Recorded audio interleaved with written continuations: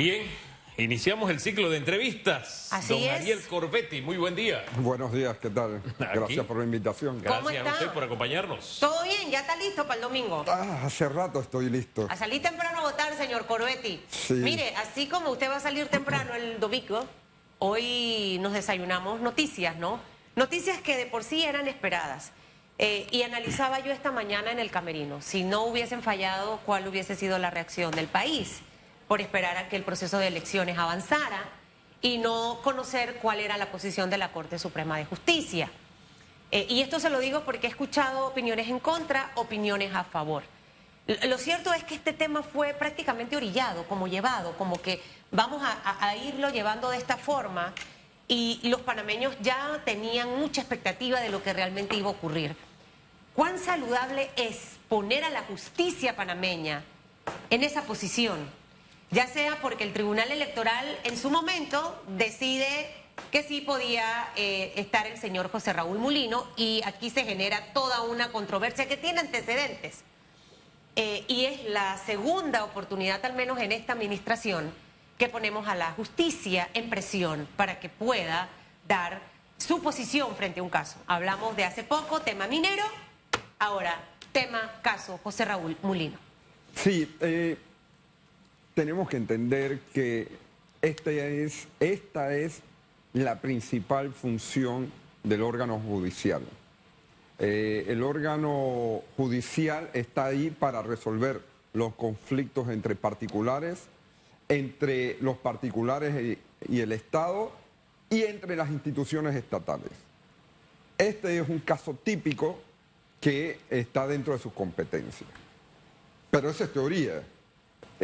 Los panameños, la verdad es que no nos merecemos lo que nos está sucediendo.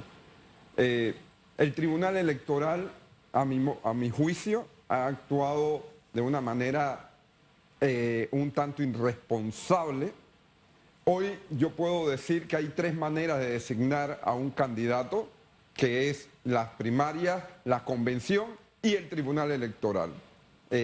El Tribunal Electoral con esta decisión se convierte, ya no de facto, sino de derecho, en un actor político, no en un árbitro político. Hagamos un alto ahí. El tribunal no se está convirtiendo. La Corte Suprema de Justicia lo está convirtiendo. Ahora, no sé si ponemos realmente los puntos sobre las IES al usar esta frase, ¿no? El resultado final es el mismo. El Tribunal Electoral ahora es un beligerante en el torneo electoral con candidato propio. Esto es lamentable porque refleja el grado de deterioro de la institucionalidad panameña.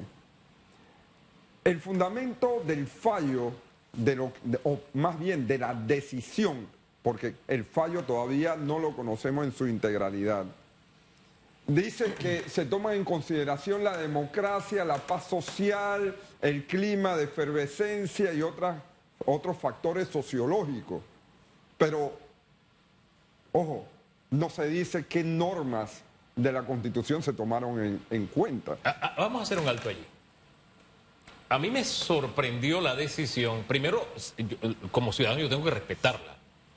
Me sorprendió la decisión, y quiero utilizar los términos correctos. Me sorprendió porque si se demandó un artículo, yo esperaba, o sea, se señalaba el artículo 111 de la Constitución. Esta decisión no respeta ese artículo, ni el 185 ni el 181. Entonces, yo esperaba que me dijeran, no se viola el artículo por tales y tales razones. Entonces, me quedé en el aire cuando me dijeron los magistrados de la Corte Suprema de Justicia, eso que usted acaba de señalar, y quiero citarlo. Dice: defender nuestra patria y la democracia, la institucionalidad, la paz social, el derecho a elegir y ser elegido, el pluralismo político, sin olvidar el rol que juegan los partidos políticos. Entonces yo escuché eso y yo dije, pero ¿se viola o no se viola el uno? ¿Se viola el otro o el otro? Eso era lo que yo esperaba que me explicaran como ciudadano. Yo no sé, usted como abogado y ciudadano. Bueno, como abogado tengo que decir que estamos nosotros los panameños innovando en derecho. una pirámide kelseniana que culminaba con la Constitución Nacional, ahora al lado, por encima o muy cercano van a estar estos factores que acabas de enumerar. Es decir, hemos puesto la política por encima del derecho cuando no debería ser así. Y es cada vez que eso ha sucedido en la historia de la humanidad, hemos tenido desastres en las sociedades y en los países. ¿Es la primera vez que hacemos esto en la justicia panameña? Que Bueno, lo político... Es la primera vez que se oficializa. Ok, pero ha pasado. Pero ha pasado, porque antes los factores de decisión eran las armas y los cuarteles o los norteamericanos que intervenían en el país. Desde que cayó la dictadura, decidimos que era el órgano judicial y el tribunal electoral, esencialmente el tribunal electoral. Ahora el tribunal electoral falla, comete los errores que conocemos y recurrimos al órgano judicial en su función más política, digamos. Pero resulta ser que los grupos en colisión atacan a ese árbitro decisorio. En las redes durante estas 3 semanas que los magistrados van a decidir así o van a decidir asá, que están vendidos, que están comprados, que quién lo nombró, que responden a este o responden al otro. Pero todo eso es reflejo de la gran desconfianza que hay del ciudadano en sus instituciones. Oye, y de la presión que decíamos al principio, disculpa, porque es una forma de presionar. Si yo te digo que tú eres un vendido, yo estoy buscando que tú me demuestres todo lo contrario. O sea, que te pronuncies distinto a lo que yo estoy esperando. ¿Y qué hubiese pasado si el fallo hubiese sido al revés? No, casualmente. O sea, mire, yo siempre trato, aunque la gente piensa que soy muy radical, yo trato de ser una persona muy justa y de poner todo en la balanza. ¿Cuál fuese el escenario de hoy en la mañana si la Corte hubiese dicho es inconstitucional la candidatura de José Raúl Mulino? ¿No hubiese ocurrido exactamente lo mismo? Hubiésemos estado analizando que por presión de los grupos en contra de Ricardo Martinelli, etcétera, etcétera, etcétera, la Corte falló. O sea, se lo pregunto con un gran signo de interrogación, porque es lo que también la gente en la calle puede estar pensando en este momento, señor Corbetti. Pero es muy fácil. Cambiémoslo a esa frase que acaba de leer Hugo, el resultado final. Habría sido exactamente igual el texto, porque no estamos fallando en derecho. Y la reacción hubiese sido exactamente igual. Exactamente Entonces, igual. ¿por qué lo hago llegar a ese punto? Porque para mí de ese punto es donde debemos partir. Ya no podemos echar para atrás lo que pasó. Ya la Corte falló. Es como el tema de la mina. Ya al final toca acatarlo, ¿no? Respetarlo y lo que va a pasar.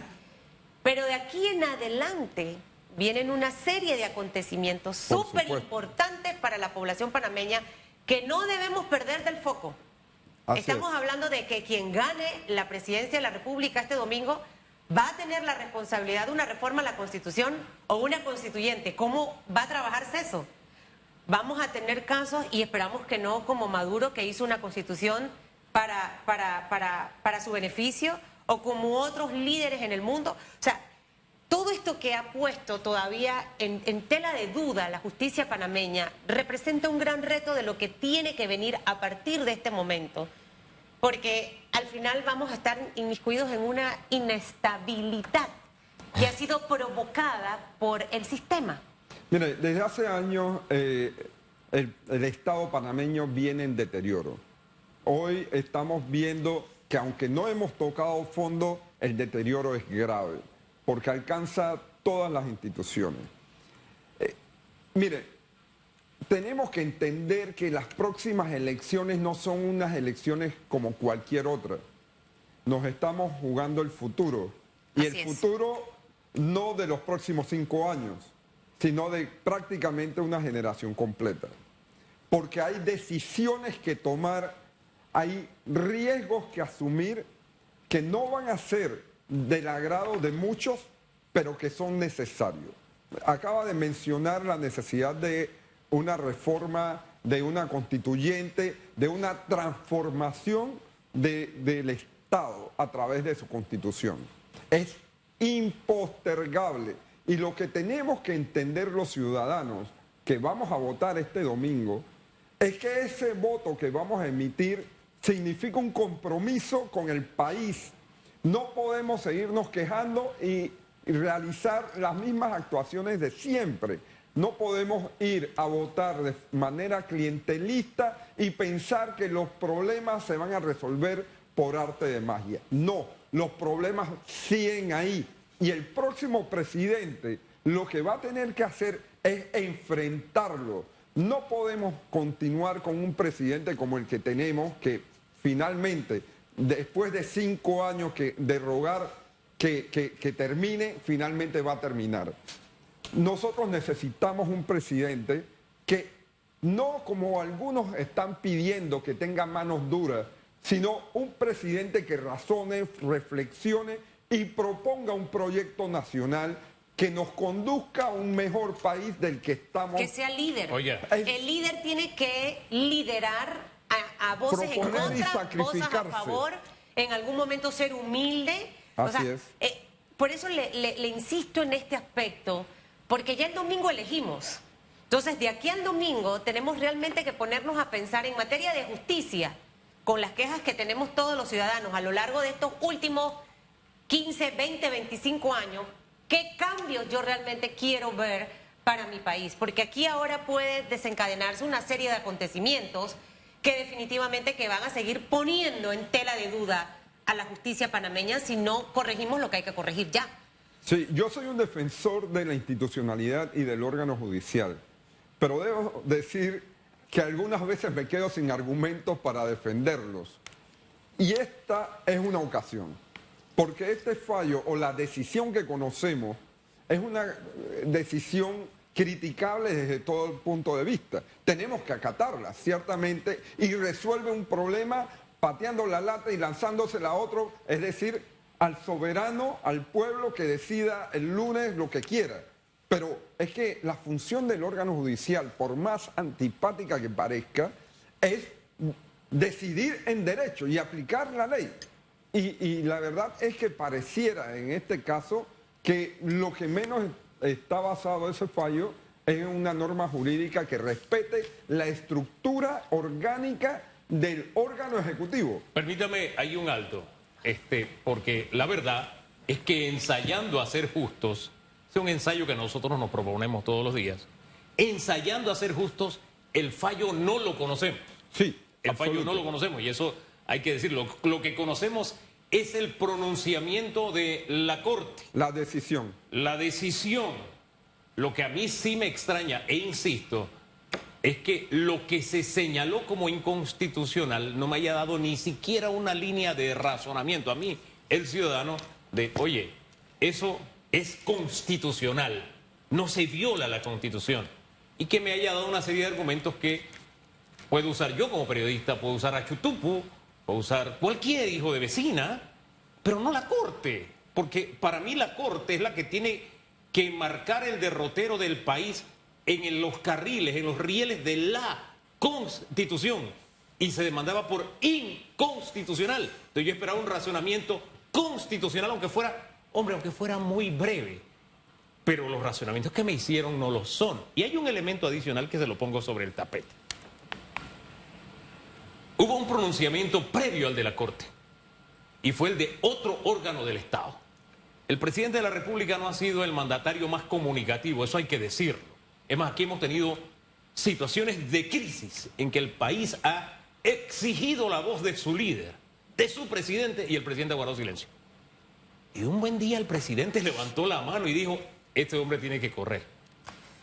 A mí me extrañó porque te lo está diciendo el presidente, el jefe de un órgano del Estado, instruyendo a otro órgano del Estado, o por lo menos diciéndole, este es el camino que tú debes tomar. Porque no sé qué pensará usted o cuál es su razonamiento, pero para mí no habló cualquier persona, habló el presidente. Es más, el que ha nombrado a la mayoría de los magistrados que están ahora mismo en la Corte. Bueno, él se ha caracterizado por mandar mensajes intrometiéndose en los asuntos internos de otros órganos. Este es un presidente que, la verdad, ha causado más daño que resolver problemas sociales en el país. En este caso, tenemos que decirlo que su opinión pudo haber afectado el fallo porque él no tenía que opinar.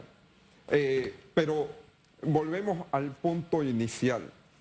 Hay esta decisión, porque tú acabas de decir algo que es correcto, no conocemos las motivaciones del fallo o el fallo en su conjunto, pero conocemos su decisión. ¿Es normal que eso pase? Que hablen primero y después se conozca el fallo. Estoy echando para atrás el cassette en el caso Mina. Bueno, normalmente a mí me enseñaron en la Facultad de Derecho que los magistrados y jueces hablan a través de sus fallos. Aquí tenemos la costumbre ya reiterada 2 veces que hacen ruedas de prensa.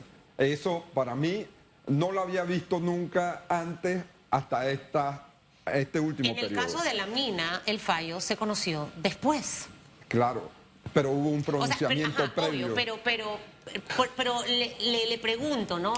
Si eso es normal, eso altera el proceso, eso puede generar desconfianza o realmente el fallo ya estaba listo anoche en la madrugada y entonces dicen, no, hoy la conferencia de prensa, más tarde enviamos el fallo, publicamos el fallo, o sea, ¿cómo debe ser ese proceso? No el que se enseñe en la universidad. Debería salir el fallo primero o concomitantemente. El problema es que aquí estamos siempre innovando, entonces hemos innovado en que los magistrados se pronuncian en conferencia de prensa y luego vemos que la decisión deja más preguntas que respuestas, porque apuntamos a algo, vamos a tener un órgano ejecutivo donde el diseño estructural de la Constitución dice que hay un presidente y un vicepresidente, pero a partir de este fallo solamente vamos a tener un presidente, sin vicepresidente. Ahora, señor Corbetti, ¿usted ha visto los perritos cuando van al pat, que van a hacer su necesidad, ellos dan vuelta, vuelta, vuelta? A mí me da risa ver al mío haciendo eso. Y yo a veces le digo, ya no me puedo quedar en el problema, porque ya pasó lo que ya pasó, ya pasó.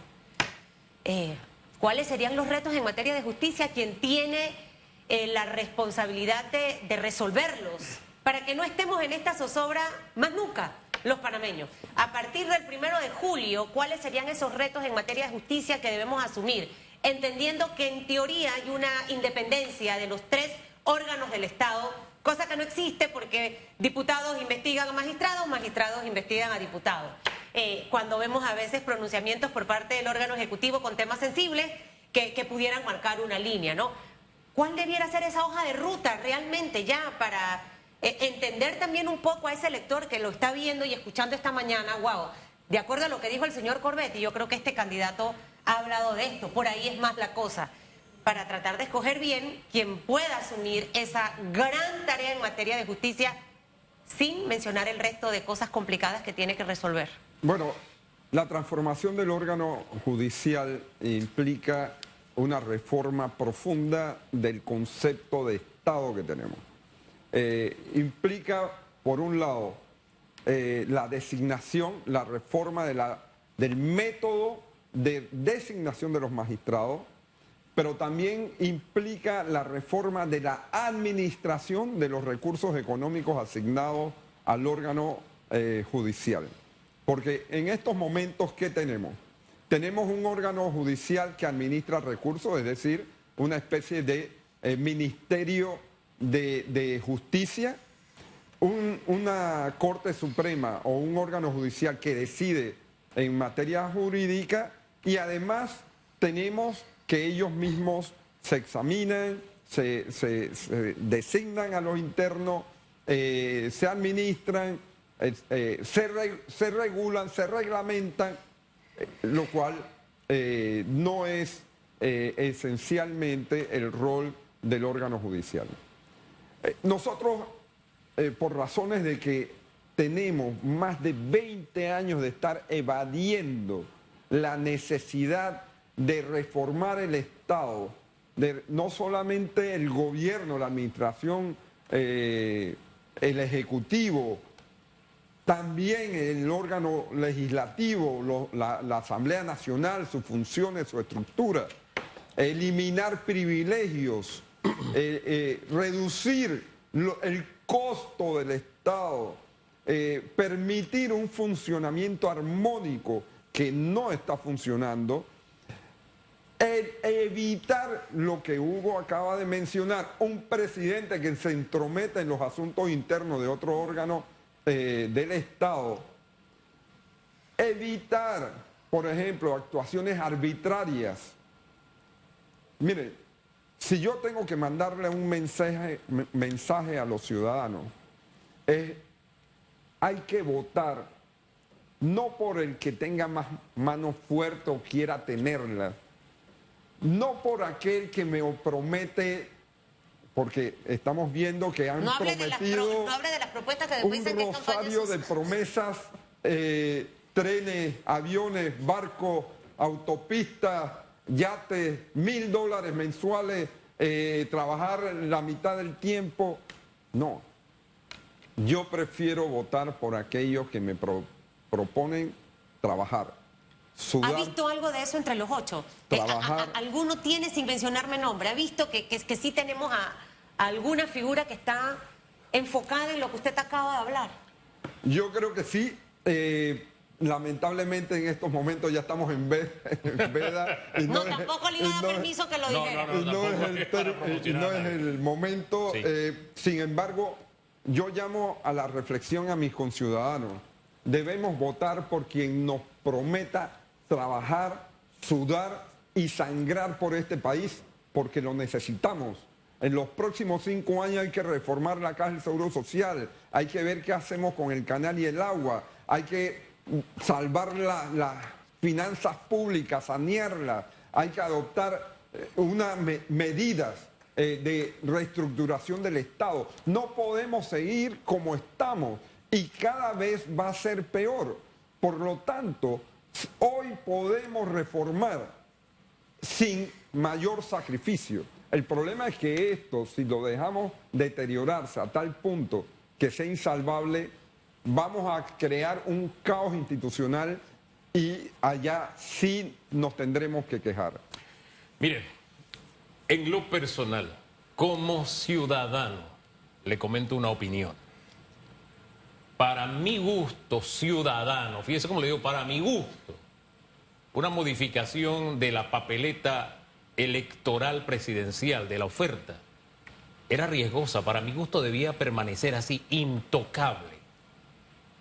Pero ese es mi gusto personal, y es mi opinión personal, y es mi deseo personal. O sea, debían aparecer los 8. Cuando una Corte Suprema de Justicia se pronuncia, no tiene que ver ni con gustos, ni con preferencias, ni complacencias. Tiene que ver con el elemento demandado. Y fíjense, aunque lo que ha dicho la Corte está en sintonía con lo que yo quería, yo esperaba un pronunciamiento donde me dijeran: no es inconstitucional, entre otras razones, por lo menos ponerme el argumento principal, porque no me está hablando cualquier hija de vecino o cualquier hijo de vecino, me está hablando la Corte Suprema de Justicia, se está pronunciando y tomando una decisión que todos debemos respetar, y me tiene que utilizar como argumento no la sociología, no, ni los gustos ni las preferencias, no. Me tiene que utilizar como elemento la Constitución. Fíjense que yo estoy de acuerdo. Para mi gusto no debía variarse la papeleta.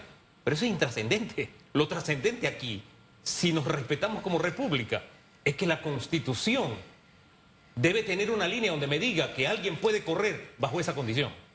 Y decirme a mí como ciudadano, tu decisión está basada y fundamentada en el respeto a eso que todos juramos respetar, que es la ley y la Constitución, que todos debemos respetar.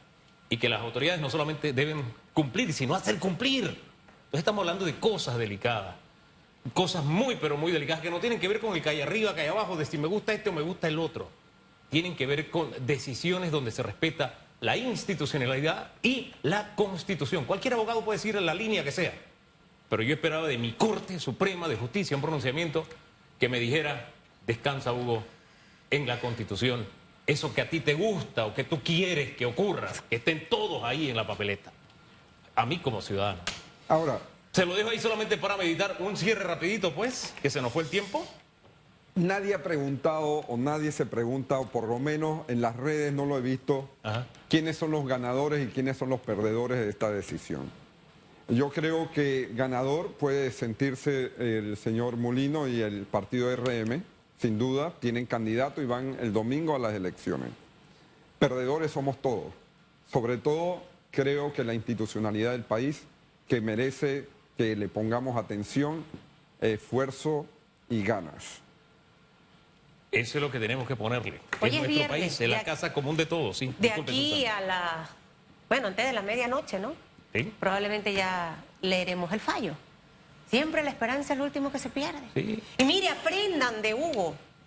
La honestidad ante todo. Ya colgué el video y la gente, la honestidad. Berta me dijo que dijera que yo lo hice, pero ella lo hizo.